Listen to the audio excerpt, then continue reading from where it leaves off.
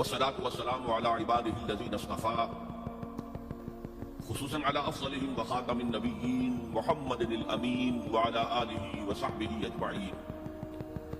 أما بعد فأعوذ بالله من الشيطان الرجيم. بسم الله الرحمن الرحيم. رب اشرح لي صدري ويسر لي أمري واحلل عقدة من لساني يفقهوا قولي. اللهم ربنا ألهمنا رشدنا وأعذنا من شرور أنفسنا. اللهم أرنا الحق حقا وارزقنا اتباعه وأرنا الباطل باطلا وارزقنا اجتنابه. اللهم وفقنا لما تحب وترضى. آمین یا رب العالمین. معزز حاضرین اور محترم خواتین، السلام علیکم ورحمۃ اللہ وبرکاتہ. آپ کے علم میں ہے کہ میرا آج کی گفتگو کا عنوان ہے کلمہ طیبہ اور اس کے حوالے سے یا اس کی روشنی میں ہمارے دینی فرائض. بچپن میں مجھے امید ہے کہ بہت سے لوگ خوش نصیب ایسے ہوں گے اس مجمع میں جن کی تعلیم کا آغاز قاعدہ یسر القرآن سے ہوا ہو یا نورانی قاعدے سے ہوا ہو، اور پھر اس کے بعد حضرت مولانا مفتی کفایت اللہ رحمۃ اللہ علیہ کے کتابچے تعلیم الاسلام جو ہے انہیں پڑھائے گئے. ظاہر بات ہے کہ آج کل وہ رواج ختم ہو چکا ہے. آج کا ہمارا دور مادہ پرستی کا ہے.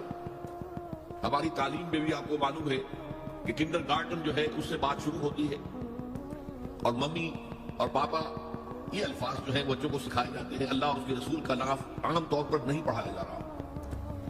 لیکن یاد ہوگا آپ کو کہ اس سلسلے میں سب سے پہلے ایمان مفصل، ایمان مجمل یاد کرائے جاتے تھے. ایمان کیا کیا ہے.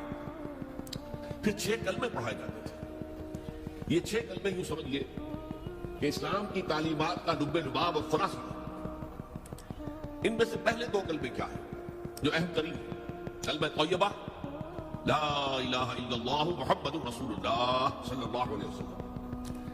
یہ مختصر ترین کلمہ ہے، اسے ہم کلمہ طیبہ کہتے ہیں. اور یہ سمجھیے کہ ہمارے دین کی جڑ اور بنیاد اور اساس ہے. دوسرا کلمہ اسی میں لفظ شہادت کا اضافہ ہو کر اشہد ان لا الہ الا اللہ واشہد ان محمد رسول اللہ صلی اللہ علیہ وسلم. یہ کلمہ شہادت جو ہے یہ اسلام میں داخلے کا شاہدرہ ہے. شاہدرہ، در کہتے ہیں دروازے کو. شاہدرہ بہت بڑا دروازہ. جو لوگ دلی سے واقف ہیں انہیں یاد ہوگا، معلوم ہوگا کہ دلی جو ہے وہ جمنا ندی یا جمنا دریا کے مغرب میں واقع ہے، اور مشرق سے جو بھی آتا ہے یو پی سے اس کو پہلے ایک قصبے سے گزرنا پڑتا ہے جس کے بعد پل آتا ہے جمنا کا، اور اس قصبے کا نام ہے شاہدرہ. اسی طرح کا شاہدرہ ایک لاہور میں ہے. لاہور جو ہے وہ راوی کے جنوب مشرقی کنارے پر ہے، آباد ہے شہر. اب جو بھی پشاور سے، سرحد سے، اسلام آباد سے، پورے پنجاب سے لوگ آتے ہیں تو انہیں لاہور میں داخل ہونے کے لیے دریائے راوی کراس کرنا ہوتا ہے. لہذا وہاں بھی ایک قصبہ ہے جس کا نام شاہدرہ ہے. شاہدرہ یہ بڑا در ہے کہ جس سے داخل ہو کر آپ دلی میں یا لاہور میں داخل ہو گئے. اسی طرح میں نے عرض کیا کہ اسلام میں داخلے کے لیے شاہدرہ جو ہے وہ ہے اشہد ان لا الہ الا اللہ واشہد ان محمد رسول اللہ صلی اللہ علیہ وسلم. آج میں انہی 2 کے حوالے سے آپ کے سامنے کچھ باتیں رکھ رہا ہوں. باتیں بالکل بنیادی ہیں اور میں سمجھتا ہوں کہ آپ کے ذہنوں کے اندر موجود ہیں. صرف یہ ہے کہ آپ نے شاید زیادہ کبھی شعوری طور پر توجہ نہ دی ہو اور ان کے بارے میں کہیں گہرا غور و فکر نہ کیا ہو. دیکھیے پہلا جز کیا ہے؟ لا الہ الا اللہ. کلمہ توحید ہے. یہ اللہ کے سوا کوئی معبود نہیں. اب اس کا تقاضا کیا ہے؟ اور دوسرا جز ہے محمد رسول اللہ صلی اللہ علیہ وسلم. اس کا تقاضا کیا ہے؟ اللہ کے سوا کوئی معبود نہیں، معبود برحق صرف اللہ. اس کا کیا مطلب ہے؟ عبادت صرف اس کی ہو، کوئی معبود نہیں اللہ کے سوا، عبادت اس کی. اس عبادت کا مفہوم کیا ہے؟ قرآن مجید میں بہت سے انبیاء کی اور رسولوں کی دعوت بیان ہوئی اور نام بنام کہا گیا. ان کی دعوت کیا تھی؟ ان اعبدوا اللہ ما لکم من الہ غیرہ. اللہ کی عبادت کرو، تمہارا کوئی الہ اس کے سوا نہیں. اس کے ساتھ ہی بعض صورتوں میں ایک لفظ کا اضافہ ہوتا ہے. سورہ شعراء میں ان اعبدوا اللہ واطیعون، عبادت اللہ کی کرو، میری اطاعت کرو. تو اللہ کی عبادت کیا ہے؟ جس کے لیے سورہ ذاریات میں فرمایا وما خلقت الجن والانس الا لیعبدون. میں نے نہیں پیدا کیا ہے جنوں اور انسانوں کو مگر صرف اس لیے کہ میری عبادت کریں. جو معلوم ہوا کہ لا الہ الا اللہ کا تقاضا کیا ہے؟ ہمہ تن ہمہ وقت اللہ کی عبادت.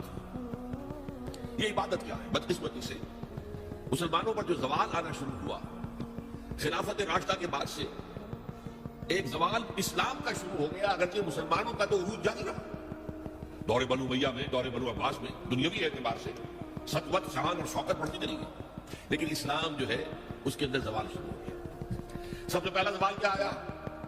وہ خلافت کہ جو مسلمانوں کو اپنے میں سے کسی بہترین شخص کا انتخاب کر کے جس کا تعین ہونا چاہیے تھا، وہ خلافت موروثی عہدہ بن گئی، خاندانی بات بن گئی، قبائلی بات بن گئی۔ یہ ہمارے زوال کا پہلا مظہر تھا۔ بہرحال اس کے بعد رفتہ رفتہ ہمارے تصورات بھی کچھ محدود ہوتے چلے گئے، ہوتے ہوتے بات یہاں تک پہنچی کہ عبادت کا مطلب ہے نماز، روزہ، حج اور زکات۔ اب پہلی بات تو یہ سوچئے، کیا انسان ہر وقت نماز پڑھتا ہے، ہمیشہ روزہ رکھتا ہے؟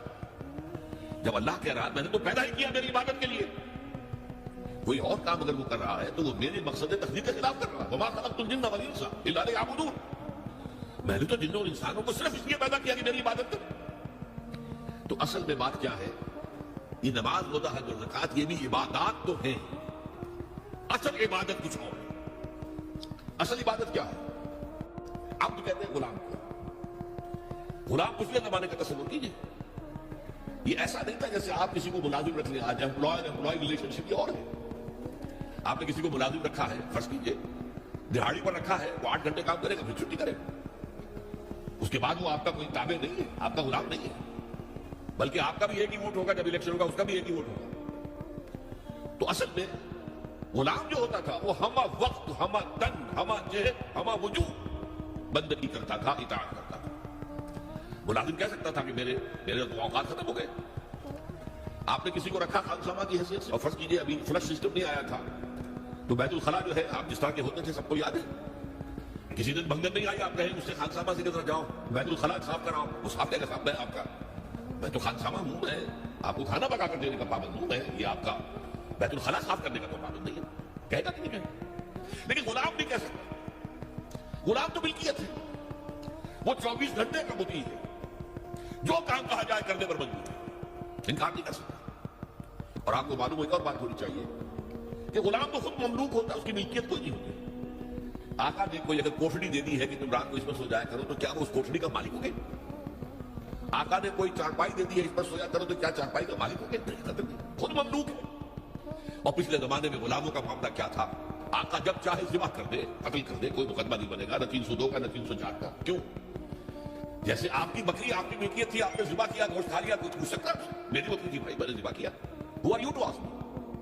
اسی طرح غلام میری ملکیت ہے، میں نے قتل کر دیا، میں نے اپنا نقصان کیا نہیں، میں اس غلام کو فروخت کرتا تو پیسے مل جاتے مجھے، لیکن اختیار میرا ہے، میں نے اسے قتل کر دیا۔ اس معنی میں اللہ کا غلام بن جانا، اللہ کا بندہ بن جانا، یہ بندہ جو ہے یہ فارسی کا لفظ ہے، عبد عربی کا لفظ ہے۔ عبد سے عبادت بنا، بندے سے بندگی بنا۔ چنانچہ شیخ سعدی کا شعر ہے مشہور، جو مسجدوں میں پہلے لکھا جایا کرتا تھا۔ آج کل تو ہمارا نئی قسم کی مسجدوں کے ڈیزائن بنتے ہیں نا، پچھلے زمانے میں کیا ہوتا تھا؟ اس در کے اوپر چوکھا بنا ہوا، روز محشر کے جان گداز بود اولی پرسش نماز بود۔